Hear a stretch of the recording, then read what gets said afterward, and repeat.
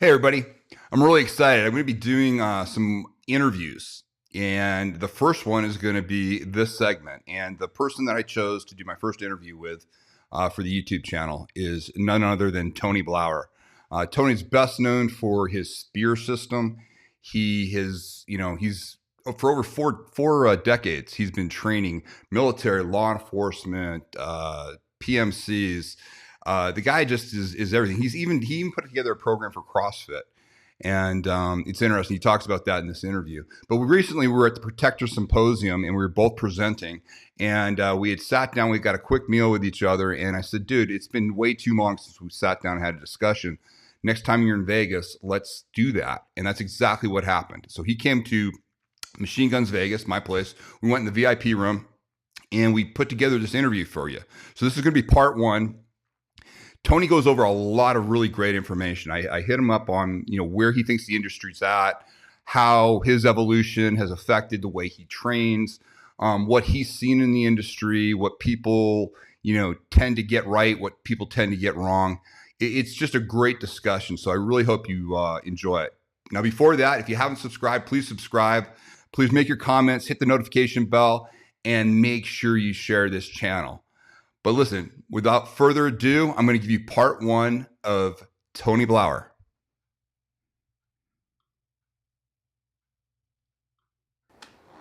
Dude, we have known each other for like 20 years. And this is probably, I think, maybe the third time you and I have been able to sit down and actually have a conversation where we're not interrupted, we're not having to go run off and train. We just saw each other 2 weeks ago. And I think we said hi to each other real quick, sat by, had a meal real quick, but that was it. So this is a real luxury to be able to sit down and actually have an in-depth conversation with you about this. Just to let everybody know, we are here at Machine Guns Vegas today. If you're hearing any tourists in the background laughing and joking, it's because they're having a great time. And if you're hearing firearms go off, it's because I'm making money. So that's a good thing. But I wanted to let everybody know that this guy right here has been in the industry and has seen so many different changes in the industry over the last 30 years that I think it's going to be really relevant to you to see where we're at today when it comes to what people term self-defense. Yet, how did we get here? How did we get to this point? Because Tony's really seen the whole change, because it was very different when you started, man. I remember you telling the story at the last symposium when I heard you started in the late 70s, heavily influenced like we all were by Bruce Lee. How has that evolved since? And then, the other thing I'd love you to touch on is what used to be important to us when we first started training, now after having done it decades, it's funny, it's like that full circle, a punch is a punch and a kick is a kick now. We went really elaborate for a while and you tried to think you had to be very intricate. But what I really love and what I caught at your last presentation at the symposium was the straightforward simplicity and the communication that you get across to students right away. But how did you get here, man? Like, what was your evolution? Yeah, so started off wrestling as a kid, got attacked when I was 12 by two guys, got jumped. They were 2-3 years older than me at the local high school. I was just leaving elementary school and got jumped. And Bruce Lee had just passed away. There was only one school anywhere near me. It was a Taekwondo school. And so I went there, and immediately, and I think, we talk about like the evolution of self-defense. I think there's this umbrella assumption that any martial art is a self-defense. And I think what's important for, certainly I consider you, if not one of the leading, most knowledgeable self-defense experts in the world in terms of, I've been doing it for 43 years, but you've got books and research, and your presentations are always, I'm always blown away by that level of there's an intensity in what you're presenting to people where they realize like you can't mess around with violence. Like, violence is violent, and people don't get that. And one of the memes that I did a couple of years ago, I'm sure you've seen it, but violence doesn't care what martial art you study. Yeah, I love that. and when I share that with people, they get defensive, right? And that's part of this. And I don't want to go down too many rabbit holes here, but just the progression. And I'm almost saying this to everybody listening to this. If you're listening to this, if you haven't shut this off already, it's like, oh, he's talking about me. I don't like, if you get, and I always tell people, like, if something I say or you say makes somebody defiant or defensive, then there's a problem there.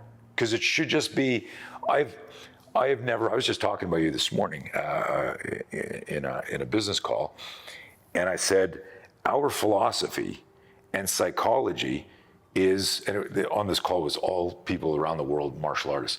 I said, our philosophy and psychology is identical. We go about empowering our students differently. You have a methodology you believe in, I have one, but our philosophy and psychology is identical. And then I looked at this group online and I said, as are all of yours, and I don't even know you, because there's only, I'm in danger, I have fear, I need to move now, and I have to go through the threat or I got to go away from the threat, but I need to have the courage and the awareness, and I need to understand what's going down to threat discriminate and make those decisions. So come back full circle to your question. When I first started doing Taekwondo, I thought I was learning self-defense.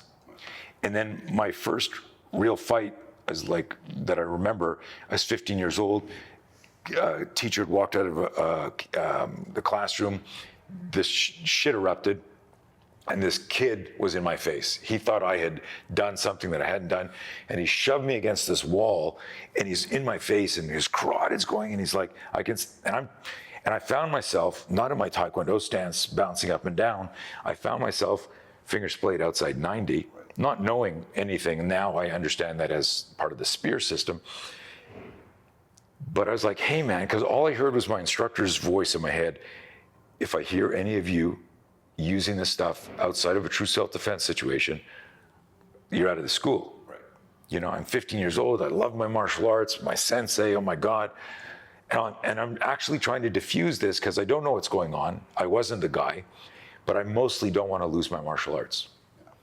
Hey man, I want to show. And finally it escalates. And I realized I'm gonna have to fight. My back was to a wall, desks are here. If this was today, every kid would be filming, right? But people were standing around going, fight. It was 1975. Yeah. Tim, I tell this story, I go, on one side of my head, I hear my instructor, Alex, if you fight and it's not real self-defense, you're out. On the other side of my head, I hear, he's too close to kick. He's too close to kick. He's too close to kick. Literally like that. And then all of a sudden I see the guy blading and he's getting ready to move. And he goes, come on, you pussy, I'll let you have the first. And I could tell, I mean, I'm 15, I don't have a lot of experience, but I can tell something's about to happen. You just know imminent danger. Something's about to erupt. And as he says the word, I'll let you have the first punch, I throw the world's shittiest jab on the letter U of the word punch. I'm standing southpaw, and I throw this shitty punch that hits him. But as my punch lands, his punch comes swinging around. And so I was right. He was about to sucker punch me. But as the punch happens, I see something flip, and my hands come up, and his forearm, his punch careens off my forearm, bounces off me, and his head ends up here, right? So he's swinging around. My hands deflect it. And his head's right there. I grab his head, and in that nano moment, all my wrestling, I pulled him in, threw him off balance, threw it like a beautiful hip throw, never let go of his head, picked him up, slammed him into some desks, and then yelled at him, if you get up, I'll fucking kill you. And at that moment, I noticed that the only time I was in a martial art position was at the end of the fight when the danger was over. Right. Now, here's this whole story. I know I'm going on and on and on, but the story, for anyone listening, is so relevant. I didn't go, wow, Taekwondo's not preparing me for self-defense. Taekwondo didn't teach me about verbal de-escalation or situational awareness or nonviolent postures. I wasn't thinking that. I was thinking, I'm missing something from my toolbox, because if I had a good punch, this wouldn't have gone there. So I immediately start Yellow Pages. You guys remember the Yellow Pages? Anyone remember Yellow Pages? Boxing, boxing, boxing. I was getting my learner's permit. I went and started studying boxing. And I want all the martial artists listening to this is the mistake we make, is we keep thinking, if I add to my toolbox, right? And I give this analogy all the time. We're just doing a gunfighting course recently. I was in Texas teaching last week. And I said to the guys, if you got to make a decision right away, you got to grab a gun right away and start moving. And you've got 9 different pistols on the table. This is Hicks' law. You're going to go, like, even if you, I love this, like, but if you've got one gun and I go, Tim, gun, go, you're going to move. And so when you organize your thoughts that way, when it comes time to violence, and I know that's what target focus training is all about, is like the singular focus there isn't on the moves per se, but on the target that's presented that's going to debilitate the person so the threat stops, you know, and you can expand more on that after. That's more your area. With us, we've broken it down from, you know, I get a fear spike. What's the first thing I need to do when I get a fear spike? Then what's the next thing I need to do to buy time to psychologically shift gears so that I go, shit, I kind of like give into or accept I'm in a dangerous situation now, and you now need to deploy these thoughts and these movements. So I get really cerebral with that stuff. But all of this coming full circle is throughout my career, when I was 15, when I boxed, when I got in a fight when I was 18 or 19, or a confrontation when I was 21, and then studying this art and studying Wing Chun and studying this, I thought all of them were tools I was putting in my toolbox that would make me safer, not realizing that they didn't make me safer. This is very heavy. The more tools you practice trying to get good at, the less, and this is my theory, effective your true situational awareness is, because your unconscious mind is looking for places to put things. Right. Does that make sense? Right. That makes a lot of sense. Yeah. So at a simple neuroscience level, when you get really, there's no such thing as muscle memory in the literal sense. Your muscles don't have memory like we think, oh, if I practice this, I'll do this. Your mind needs to be connected to the problem. And so what there is a neural pattern. And when you practice a neural pattern, you create a relationship with it, and then you want to use that. So, you know, if I said to a really, like a decent boxer who just loved boxing, what would you do if in a road rage situation it was going to get physical? The boxer's never going to say, well, obviously I'm going to double leg the guy and choke him out. Right. And that's what I need everyone listening to understand. Taekwondo guy is not going to say, well, obviously I'm going to hit him with a liver shot. Yeah. He's going to download a move from the art or system that he loves.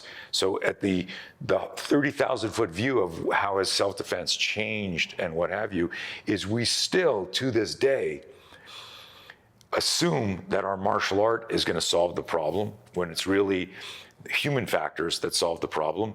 And then if you truly understand violence, which is what I respect so much about your messages, like when you show shit, it's you wanna look away. Your videos, and it's almost like, you know, in military training and law enforcement training, if we can get somebody to wash out for the right reasons, we've saved their life and maybe somebody else's. So when people are cavalier about, oh yeah, I'll just break his neck, or that's why I carry, or that's why, you know, the answers when we see stuff, there's so much more to it. So I know I'm rambling here, but it's no, but what I heard too was basically your, I hate to use the term aha moment, but you had it. And that to me is key. You recognize, okay, I've been training, even a young guy, I've been training in this martial art, I've been doing things, but then you had an actual incident, and you know, you might not have cognitively grabbed it yet, but you realize, shit, no matter what I wanted to do, my body initially reacted this way. And what you've been able to do, which I respect so much, is the fact that you're able to take that reality, and you know, you call it's this now enveloped in the spear system, but you realized instead of fighting this. Why don't I acknowledge, hey, listen, no matter what happens, I'm a human being. I'm gonna have this reflex, the flinch reflex, and I'm gonna incorporate this in. Why not immediately incorporate it in? And I think that's what people don't get is you're trying to make people better. I mean, you're trying not to lie to people. Like if people, like you said, like my videos and stuff, I want people to be, okay, you want to learn how to do that? Great, this is how you do it. And normally they pull back right away. Oh, shit, I don't want to do that. Well, of course you don't want to do that unless you have to, and if you have to, you need that knowledge. You need to know how to do it. But what's so great about that story was here you've been doing this training. You thought a martial arts situation was supposed to go down. Your martial arts training was supposed to respond a certain way, and you felt until the threat was actually over. That's when you got in your martial arts stance, because now you're able to release and think and go in. But biologically, and you've built so much off of that, and given such great, over the years, you've really developed that. And I know just a lot of operators have just really responded to it. And the reason they respond to it is because they get ambushed, surprised all the time, and that's exactly what happens to them. It's funny, and I appreciate you mentioning that and noticing that. It's still a tricky thing. Listen, if you and I are having a confrontation, and you're the bad guy, and I'm trying to diffuse it because I'm a morally, ethically reasonable person. I go, hey man, I didn't know it was your parking spot. I didn't know that was your wife or your girlfriend. I didn't know blah, blah, blah. And you're thinking, I'm just gonna punch this guy in the face. There's a moment so we've broken things down into what we call the 3Ds, detect, diffuse, defend. And then under detect and avoid are all things related to self-awareness and situational awareness. Under diffuse are all internal dialogue, things I need to say to myself. If you have a line that I love and I want you to share it, because I'll screw it up because I know the principle. But when you have a confrontation, and I want you to tell everyone what it is, you go, I pretend that this person is 6 seconds away from a shooting spree. Right. So explain that. Well, and people know that. Like my concept is, Tony and I know each other, and so we're friends. And Marcus who's shooting this, I know Marcus. So we're in a comfortable situation. We know how each other's going to react. We kind of know each other's moral code. We're comfortable, so we can get away with a lot more stuff. But what I tell people, as soon as I walk out that door, I have no idea who I'm dealing with, and they don't look the way you think they're going to look. That's the interesting part for me is the people you really need to worry about don't profile the way you think they should. I laugh all the time when people like look at me, oh my God, you're a big guy, you got tattoos, you're all this. I go, if this works on you, you're not the person I'm worried about, But that said, when you walk out that door and I interact with people, I do. It sounds paranoid, and I don't mean to be that way. Just it's a really great way to live is I feel like, hey, if I treat this guy and he's 6 seconds away from a shooting spree, how would I interact with him? Well, I don't want to do anything to trigger that. So I'm going to be overly courteous. I'm going to be really deferential in some ways, not weak. That's where people don't understand. It's not weak. It's like, if I need to use my training, I want it to be such a surprise to the other person. We have something that so much of our stuff, and that's why I invited you to teach at one of my combatives camp, and it's the reason we've been friends. So much of your stuff, parallels things that we're doing. You just have your own expression. We have one. Our expression is choose safety. Always choose safety. And I tell people, don't confuse that with playing it safe. Choosing safety can be under that umbrella of like that person's 6 seconds away from this. What would you do? How would you diffuse them? How would you de-escalate? And in some cases, if you start to think practical, tactical, if you didn't have a weapon and you were near that exit, and there was someone over there that was 6 seconds away from a shooting spree, the safest thing for you might be to get out that door, find a cop, find a phone, find an improvised weapon. It may not be to charge the threat. It's when you give your clients, your audience, your students simple principles, we allow a critical thinking to happen. And I think that's the value of, you said, telling the truth. I've always told the truth. Where I was going with this example of you and I, there's a moment, if you and I are about to fight, there's a moment where I'm at risk of getting sucker punched. And then there's a moment where I go, oh, danger is imminent, and I decide to go preemptive. And you don't need to be trained to go preemptive. There's a lot of examples of good Samaritans who manifest courage And they just do something, and it's just primal gross motor. They just go, no, not me now. What I love to use it's a special type of anger called indignation, that how dare you moment. And so here's a myth. You don't need to be a black belt to defend yourself. You just need to decide to defend yourself. And so that is why my biggest thing in years, you ask me, how's my stuff morphed? My single greatest focus now in training on people is helping them to differentiate between the biology of fear and the psychology of fear, and be their own coach. Because I could teach you the coolest shit, but if fear makes you hesitate, then it doesn't matter. And so there are, and lots of people in the military, law enforcement, tactical community, there were scores of stories of people who were well-trained, had fast rope, skydive, long gun, handgun, breaching, all that, and were still compromised in a fight. And because some days you're the bug and some days you're the windshield, but there were also people who understood the rules of engagement, but couldn't take the shot or make the shot or pull the trigger mentally or physically or figuratively because of an emotional interference. And so I'm turning 61 this May, which is insane to me. That was a nice volley. And we've done multiple salient drills. We created the high gear suit. I've done thousands and thousands and thousands of scenarios over decades of years, worked with tier 1 all the way. Gunfighting, all this stuff. If you said to me, what's your favorite class? And what's your most important class? And if you could only teach one thing for the rest of your life, what would it be? It would be the fear management piece. Because what I've recognized after all this time is, of course, and I agree with your protocol and certainly mine, I've gone from that, I need these wrestling moves, I need these jiu-jitsu moves, I need this jeet kune do, I need this kung fu, I need this. And it's this Frankenstein system that ultimately, as the metaphor goes, it unravels at the end. There's not a good ending. But instead of, like, that insults a lot of people because we like to collect things. And I don't mean it to insult people. It's like I think you mentioned earlier, I'm trying to help people. I'm truly trying to help people. And going back to this example, the moment that you move first, I call that the jack-in-the-box moment. And the jack-in-the-box is going to trigger an emotional, psychological assault first, which is going to change my neuromuscular access to my complex motor skills. And this is just fucking neuroscience. And so you want a primal gross motor base. If you don't weather the ambush, you don't get to that cool move. But there's a line, and we draw it well on a whiteboard, that during D2, which is diffuse and de-escalate, which is the moral, ethical, legal thing to do, there's these two P's, these two words that begin with P that touch each other. So we got D, left to bang here. I got D1, situational awareness. Oh, fuck.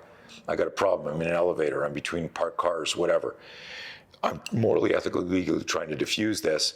The bad guy can jump me, and that would trigger a protective response in me as a human. That's the startle flinch. Right.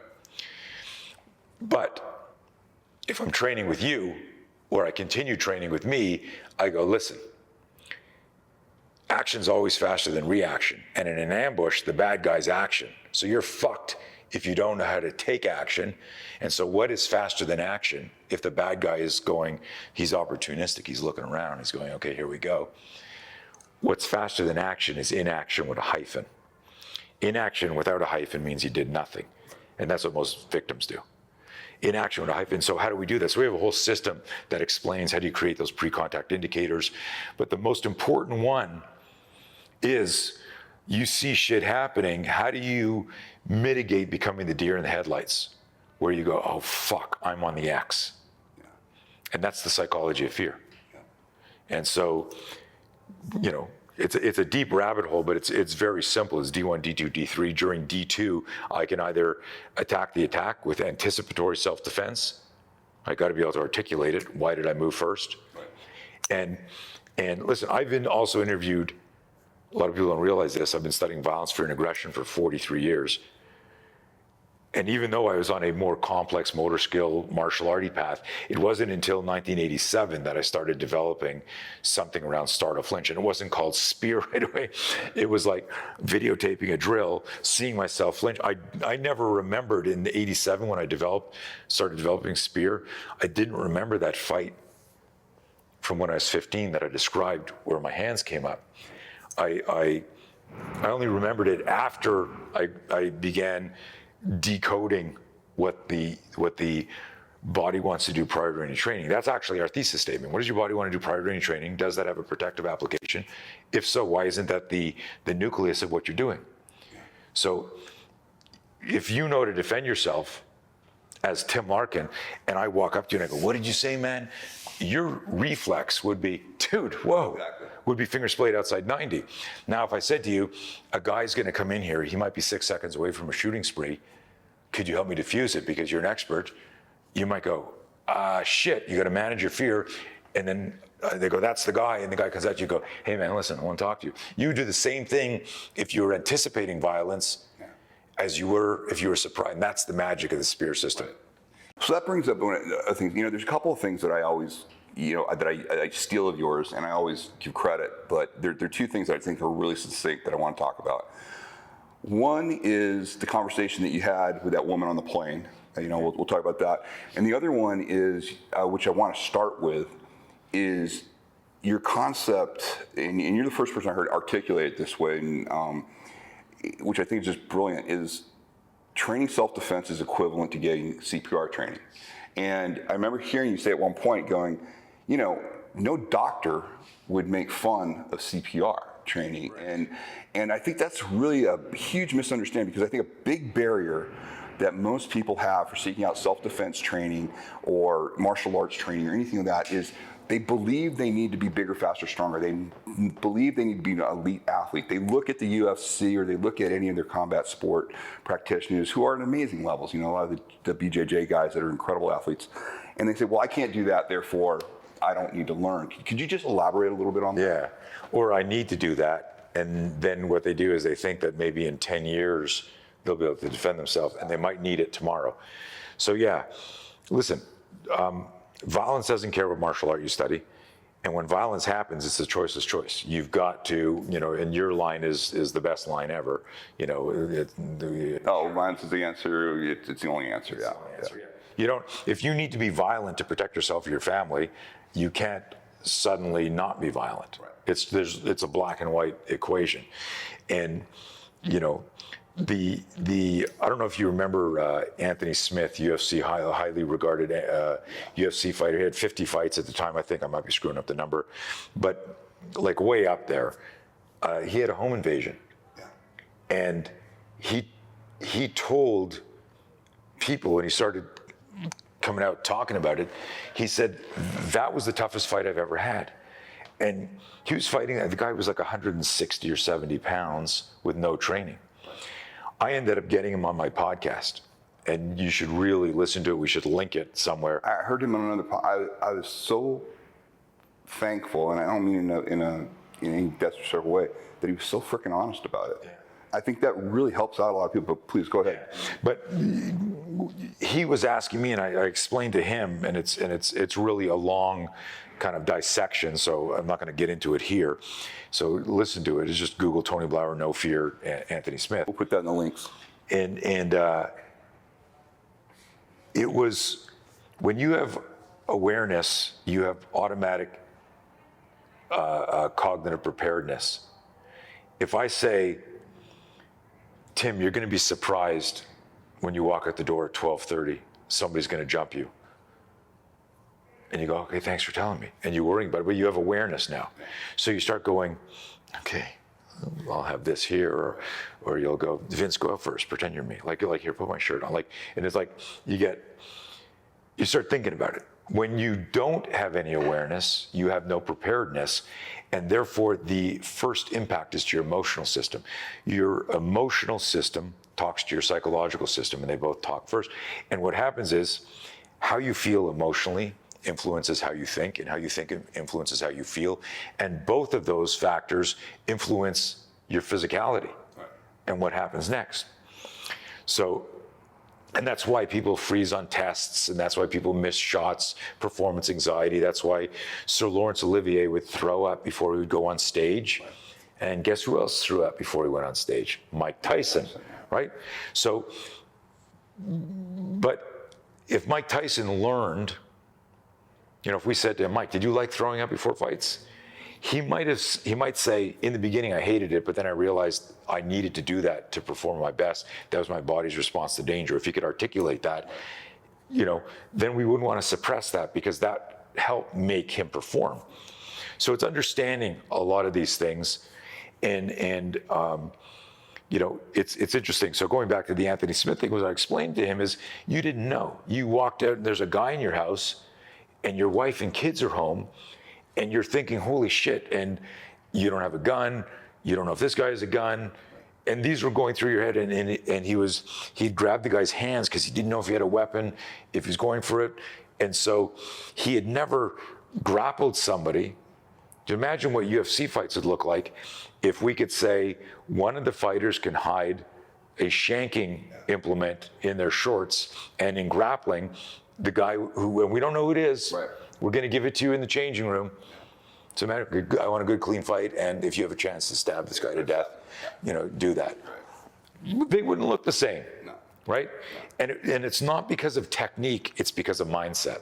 The mind navigates the body, and so that's a huge component that that people don't realize. And so I agree with you. The fact that Smith was so humble about that, I think it did give an opportunity for people to go, wait a minute, maybe the answer isn't just in these physical skills. And what was great about that is you know, the hardest thing to do, especially in the day and age of social media, is anytime you say something like that, it will be perceived as, you know, well, I don't see you in the UFC ring. I don't see, you know, like all those things. Like when you point out the difference, like say, listen, competitive athletics, competitive sports are amazing, and those guys are amazing. And yes, if I go in there with a highly trained MMA guy or a highly trained BJJ guy, you know, I don't do that. They're gonna work me, and Right. rightfully so. You're in there. But when you try to point out, real violence though is a very different thing that everybody has to deal with. It's so different.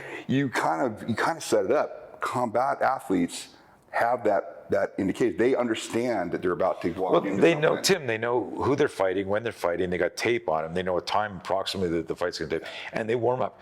When in the history of the world has anybody during a truly violent encounter had tape on the bad guy and been able to warm up? Yeah. 0 times, right? And people will say, well, no, like highly trained spec ops guys. The one thing I always talk about is I was out here working with a group in Boulder City, and they were working on ambushes. And what was interesting was they had everybody from basic infantry all the way up to this highly trained spec ops group that was there. And they knew they were going to get ambushed. They just didn't know where. Guess what? Nobody performed better. It was so interesting, meaning the way the ambush was set up, and they were getting ready to go back over to sandbox.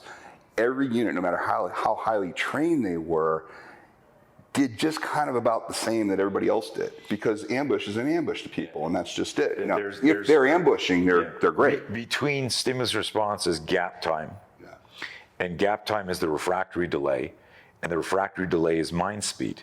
And if you're not trained in that, right? So if we look down and there's a fucking spider, a tarantula. Are you a fan of spiders? Oh, no. Right. Yeah. So we'd all be like, oh. So yeah, we'd be like, what the, like we would both move the same. Yeah. If we did drills where I said, you know what, I'm going to drop a spider during the interview here. Now you've got awareness, you've got preparedness. Now your movement slowly is like, oh, fuck. And then slowly you would start to see, oh, there's one of the legs, get that away from me. And the movement would start to change. But in a true ambush, and imagine their response if people said, hey, we're going to do convoy training today, and we're just practicing formation and driving, and then you did an ambush. Yeah. So I've done that with our high gear force on force with Sims and UTM and stuff like this, where we have like rear security attack. So we have our role player attack rear security, because rear security in an entry, because for a lot of these guys, you know this, I'm not going in point, I'm not number 3, I'm not going to get the shoot. Yeah. It's like, oh, I got to breach and go in last. And although they're being professional, the ego in the game, in the team sport of CQB goes, I'm going in last. Right. So we have, the guys like rear security, like doing this. And I've had role players attack rear security and they're like, fucking shit, like, because no one's ever done that to them. Right. And I always remind people, in your fight, your point. It doesn't matter if you're a 12-man team, 4-man, 6-man, or you're alone, in your fight, you're always point. But I think the missing element in all training, whether it's tier 1 or an individual who has no training, is we don't understand how a sudden stimulus hijacks executive function. That's big fancy language for I can't access my complex motor skills right away. I've got to weather the ambush. I've got to recalibrate my brain. And that's the same for a soccer mom or somebody who's trained. When I interviewed operators who'd been in ambushes, I'd say, hey, tell me about it. Oh, immediate action. Oh, you did immediate action drill. What did you do before that? And they're like, what do you mean? Before the immediate action drill. And they don't realize that because they're not educated in the nomenclature and what the brain does, they don't recall flinching, covering, fucking doing this, freezing for a second, and then they just remember the part where their training kicked in. Right. So then they go, right? So it's a really interesting, element that if we injected this little bit of neuroscience, understanding the neuroscience, understanding proper training, how neurons get myelinated, and the myelinization of a neuron creates an unconscious bias for certain moves. I have a great story that I'll share. I can't tell the unit and I can't tell the individual, but this person was world-class jiu-jitsu, military unit, custom course, final training exercise on Friday. Guys are in high gear. They come in, role players come in, everyone's like in a line. You're in a high gear suit. And as you come at me, I realize you're no shoot. I muzzle strike you into the high gear. You take the shot. The guy goes down. You sling the weapon and go grab him because he's a no shoot. And then he tackles you. At that moment, that's the jack in the box moment. You're like, shit. So you come off of him, finger splayed outside 90. So you recruit the cross extensor chain that jams the tackle. And then from here, drop your long gun, immediately access your pistol, cover any opposing threats. And then do you need to shoot this guy or do you have empty hand skills to solve the problem? Very, very simple, it's like intelligent scenario that could happen to anybody. This one guy who was a jiu-jitsu wizard, when the tackle came in and he went down, so he grabbed the guy. When the tackle came in, he pulled the guy down, came around, swept under, did a guillotine, immediately pulled up, did a guillotine, felt the guy do that, then from the guillotine, rolled out, did the spear, then got to his pistol. But it's a half a second extra or a second extra where he doesn't have a weapon in his hand. Right. So for those of you who are not military law enforcement and you're going, speak English to me, the objective during this room clearing exercise is to keep one of your weapons in your hand. Right. You might get in a gunfight. He treated it like it was a duel, a one-on-one. Well, he went right to it. I walked over to him, and I said, listen, like shit's happening really fast. This guy's resisting, and this isn't resisting arrest. This is a military operation. And I said, if you go to attack me and I slam you with the spear, that gives me time to drop my weapon, clear it, and contact shoot you or hit that door, move that guy away, hit that door, come back to you. It gives me options. Doing this ties up both my blocking, striking, transition tools. Right. And if you don't need to do it, why are you doing it? So my first inkling, and this is important, I'm being totally transparent here. I'm used to there always being one guy in a class, classic Roadhouse line. I thought you'd be bigger. Right. No one ever said that to you, but a lot of people say that to me.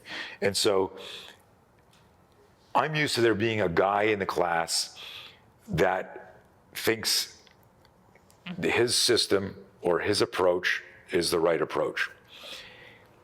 And respectfully and with integrity, when you're teaching, you're not, I get asked all the time, what do you think of this? I go, and I always say, if I thought it was better than what I was doing, I would teach that. Yeah. Right? So you think what you're doing is right. I think what I'm doing is right. This jiu-jitsu guy thinks what he's doing there is right. The Krav Maga. So we come back to the original question is everyone thinks what they're doing is self-defense. What I love about, and one of these days we got to put on a seminar together, because my biggest understanding of your stuff is like, you need to stop somebody fast. These are some of the best places to hit them. And here are some simple gross motor ways to hit them. And I'm saying, if you don't weather the ambush and manage your fear, you're not going to be able to hit those targets that you thought about hitting. And I look at that as, and I'm all over the place, and making sure I come back to the doctor analogy, the CPR analogy, and I love this. I want to share this organic airbag. The startle flinch is the body's organic airbag. And how important is situational awareness in a real violent encounter? It's everything. Yeah. No awareness, no chance. How important is skill once you have awareness? Well, a modicum of skill is required.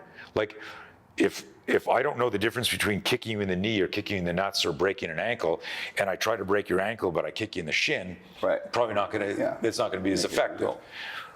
So having skill around, once I've decided, okay, I've decided to do this, I now need skill. Those are targets, that's movement. So I use this driving metaphor that I want to share with your audience. If you're a good driver, you have good situational awareness. You're watching out for the other guy.